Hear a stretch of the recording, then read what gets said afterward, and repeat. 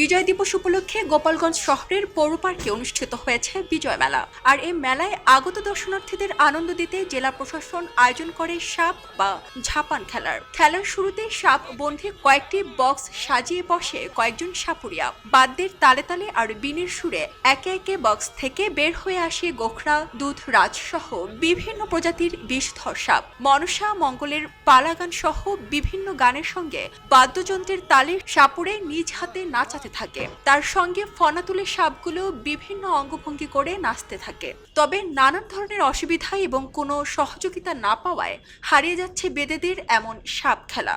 হাট বাজারে গ্রামে এসব আমরা দেখাই। আগে তো আমরা নৌকায় থাকতাম, ধরেন এখন নৌকা নাই, এখন আমরা জায়গায় জায়গায় টোল ফেলে তাম্বু করে থাকি।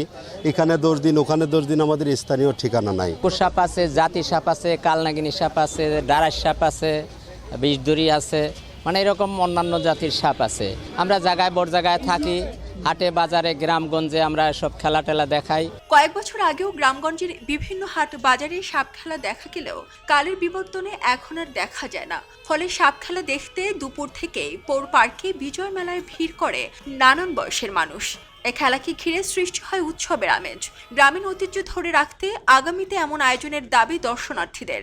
আগে কখনো এরকম সরাসরি সাপের খেলা দেখিনি, এই প্রথমেই আমি দেখলাম। যদিও একটু ভীতর সন্ত্রস্ত ছিলাম, সাপের খেলাটা যে কিভাবে একটা শিল্পে এবং আর্টে পরিণত করেছেন সেটাও আমরা জানতে পারলাম এখান থেকে দেখে। ঐতিহ্যবাহী একটি সাপ খেলা আমরা এতক্ষণ ধরে দেখলাম, যেটা কিনা সাধারণত আমরা দেখতে পাই না। সাপ দেখলে আমরা সবাই দৌড় দিই, ভয় পাই। সাপের খেলা কখনো দেখা হয়নি, কিন্তু এই যে প্রথমবার দেখছি, খুবই ভালো লাগছে দেখে।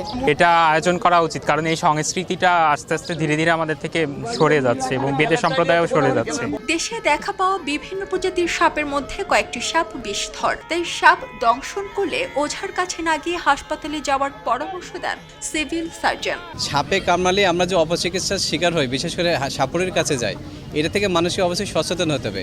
সাপের বিজ্ঞানসম্মত চিকিৎসা আছে।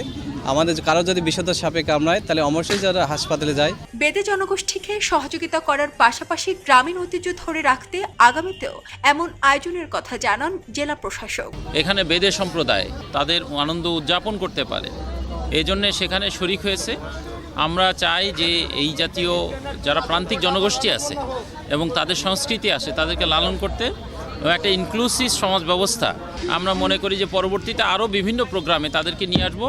আমরা ইতোমধ্যে তাদেরকে আশ্রয়ন সহ তাদের যে অসুবিধাগুলো আছে থাকার এবং তাদের এই শীতের জন্য শীতবস্ত্র, অন্যান্য বিষয়গুলো আমরা লুক আফটার করার চেষ্টা করছি। চিরায়ত বাংলার ঐতিহ্যবাহী এ খেলা ধরে রাখতে সরকারি সহযোগিতার পাশাপাশি পৃষ্ঠপোষকতা প্রয়োজন বলে মনে করেন দর্শনার্থীরা। এলো খবরের কাগজ, নিখাত, নির্ভীক, নিরপেক্ষ।